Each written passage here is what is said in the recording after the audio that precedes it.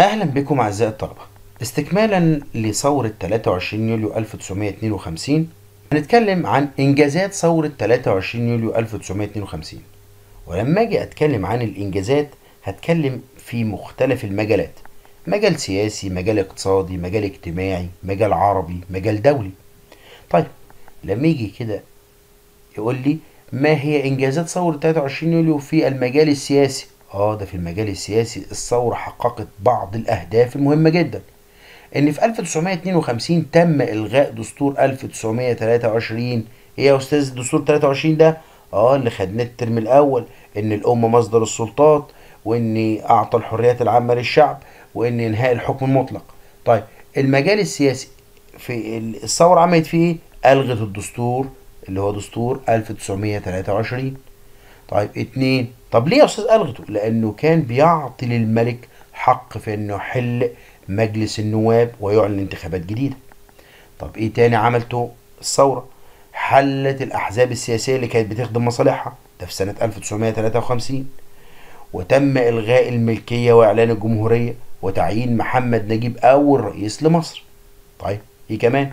1954 تم توقيع اتفاقية جلاء الانجليز عن مصر. تمام. ايه كمان؟ في 1956 طبعا بدأ يتم تنفيذ الاتفاقية اللي هي رحيل الإنجليز عن مصر بعد احتلال دام 74 عام، ويسمى هذا اليوم عيدا للجلاء. وما ننساش إن 1956 من إنجازات الثورة على المجال السياسي إن اتأممت شركة قناة السويس وأصبحت شركة مصرية بإدارة مصرية. يعني تأميم، يعني أن تكون قناة السويس ملك لمصر وملك للحكومة المصرية بعد أن كانت تابعة للشركة الفرنسية وتحت إشراف الاحتلال الإنجليزي. يعني على المجال السياسي ملخص بسرعة إيه اللي حصل: إلغاء دستور 23، حل الأحزاب السياسية، إلغاء الملكية، التوقيع اتفاقية الجلاء، رحيل الإنجليز عن مصر، وتأميم شركة قناة السويس. طب ما هي إنجازات الثورة على المجال الاقتصادي؟ وأول لما أتكلم عن المجال الاقتصادي أنا قلت قبل كده بتكلم عن إيه؟ زراعة وصناعة وتجارة. طب في مجال الزراعة عملت إيه الثورة بالنسبة في مجال الزراعة بالنسبة لمصر؟ أولا، استصلحت الأراضي الصحراوية.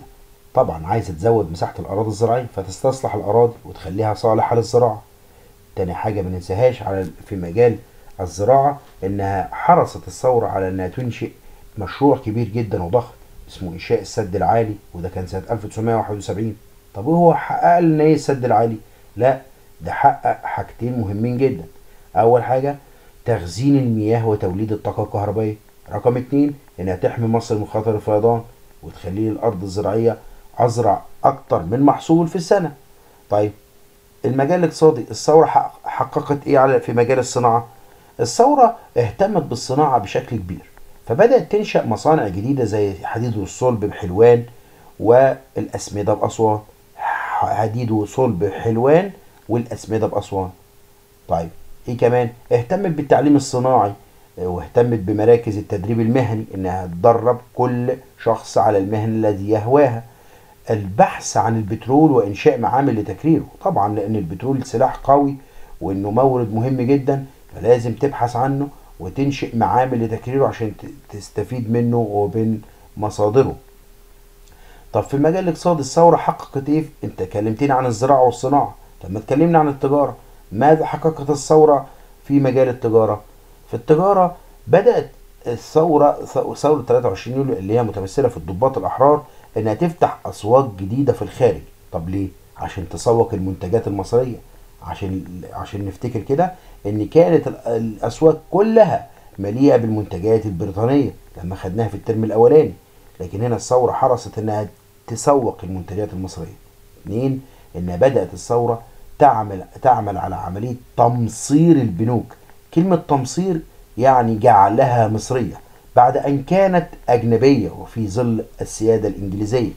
تمصير البنوك وشركات التأمين وشركات الاستيراد والتصدير، وأصبحت كل شيء باسم مصر وباسم الحكومة المصرية بعد أن كان يشرف عليها الاحتلال البريطاني. طب ما هي إنجازات الثورة في المجال الاجتماعي؟ في المجال الاجتماعي كان هدفها إنها تقضي على الإقطاع. الناس اللي بيمتلكوا كمية كبيرة من الأراضي الزراعية وبيحرموا منها الفلاحين. لذلك أصدر قانون اسمه قانون الإصلاح الزراعي، يعني عايز يحسن من الأحوال الفلاحين وعايز يحسن من أحوال الأراضي الزراعية. والقانون ده أصدر سنة 1952، وكان من مبادئ قانون الإصلاح الزراعي 1952 إنه حدد الملكية الزراعية ب 200 فدان. يعني إيه؟ يعني بعد ما كان الإقطاع بيستولي على مساحة كبيرة من الأرض الزراعية، لا، اتخصص له 200 فدان بس.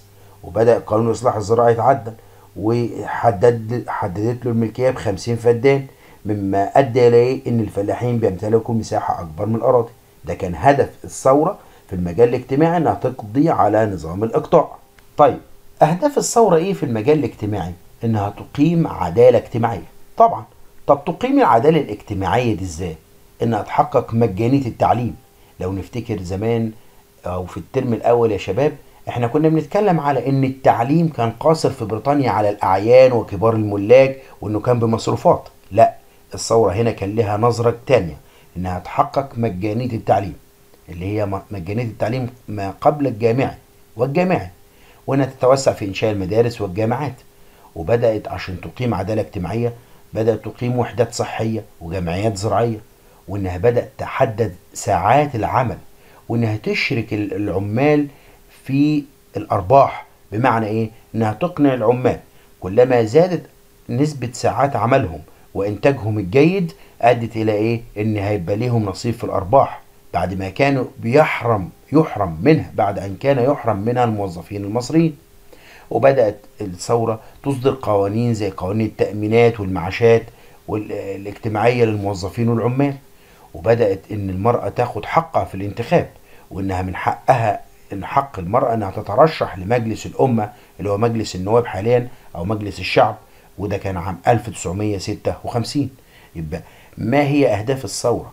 لإقامة عدالة اجتماعية، مجانية التعليم، تحديد ساعات العمل، ومشاركة العمال في الأرباح، إصدار قوانين التأمينات، منح المرأة حق الانتخاب. طب ما هي إنجازات ثورة 23 يوليو 1952 في المجال العربي؟ هل ساهمت في شيء؟ طبعا. سعت الثورة إنها تساند الشعوب العربية، مش بس إنها اتحررت من الاحتلال البريطاني إنها تكتفي، لا، إنها بدأت الثورة إنها تساعد الدول العربية الأخرى في مساندتها ضد الاحتلال. فبدأت حركات الثورة أو دور الثورة في مساندة الجهود العربية لصالح حركات التحرر الوطني، عشان تخلي الدول العربية تتحرر زي ما هي اتحررت من الاحتلال البريطاني، زي السودان والجزائر وتونس والمغرب. وساهمت في انها تخلي دولة الكويت والعراق واليمن دول مستقلة. ما هو دور الثورة برضو في المجال العربي؟ استكمالا بقول انها بدأت تقيم اول وحدة عربية بين مصر وسوريا، وده كان سنة 1958، عرفت باسم الجمهورية العربية المتحدة. طيب، ايه كمان عملته الثورة؟ انها عملت اتفاق ثلاثي مع السعودية وسوريا، ثم انضمت الى اليمن. طب ليه؟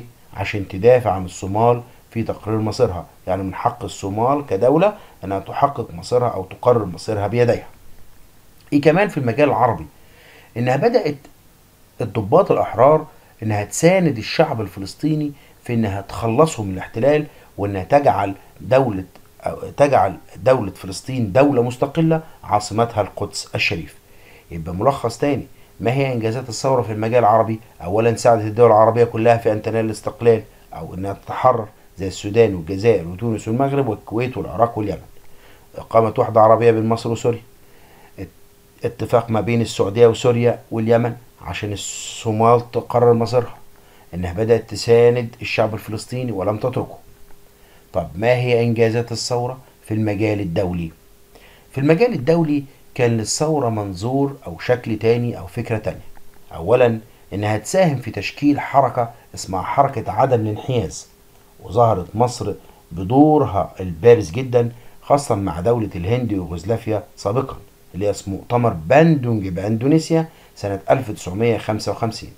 طب يا أستاذ، ما استناني، إيه هي حركة عدم الانحياز دي؟ حركة عدم الانحياز هي عدم الانضمام إلى أي من الكتلتين، الشرقية بقيادة الاتحاد السوفيتي والغربية بقيادة الولايات المتحدة. يعني إيه؟ يعني مفيش دولة تنحاز إلى الاتحاد السوفيتي اللي هي روسيا حاليا، ولا الولايات المتحدة الأمريكية، ولا أي منهما يطلب المساعدة من هاتين الدولتين. لذا نقدر نقول ان مصر ساهمت في حركة اسمها حركة ايه؟ عدم الانحياز. مين الدول اللي معاها؟ الهند ويوغوسلافيا. المؤتمر اسمه ايه؟ اسمه مؤتمر باندونج بحتة اسمها جزر اندونيسيا، ودي خدناها في الجغرافيا، كان عام 1955. ايه دور الثورة في المجال الدولي؟ 2. انها كسرت فكرة احتكار السلاح، انها عملت صفقة اسمها صفقة الاسلحة الشرقية عام 1955. بمعنى ايه؟ بمعنى ان ما تكونش الولايات المتحدة الامريكية والاتحاد السوفيتي هم من يحتكروا السلاح في العالم، لا. هنا الثورة قالت انا هعمل صفقات سلاح مع منطقة الشرق عام 1955 عشان اقضي تماما على فكرة احتكار السلاح. ودي ضربة قوية بالنسبة للدولتين القوي دول اللي هي روسيا والولايات المتحدة. ايه دور الثورة في المجال الدولي؟ 3. اللي هي مساندة الدول الافريقية ان تنال الاستقلال. زي مين يا استاذ؟ زي كينيا والكاميرون والكونغو وغينيا وجنوب افريقيا. وساعدت روديسيا من ضمن الدول الافريقية التي ان تنال الاستقلال. وبدأت الثورة تساهم في انها تعقد مؤتمر لتضامن الشعوب الافريقية والاسيوية عام 1958، اي ان الشعوب الافريقية والاسيوية يتضامنوا مع بعضهم البعض في مساعدة كل منهما الآخر. يبقى على المجال الدولي ملخص بسيط جدا.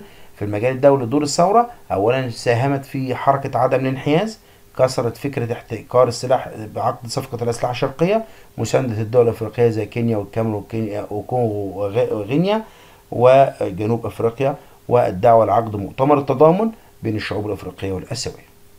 كده خلص أول درس من دروس التاريخ للصف الثالث الإعدادي. إلى اللقاء في درس جديد من دروس التاريخ، وشكرا لكم.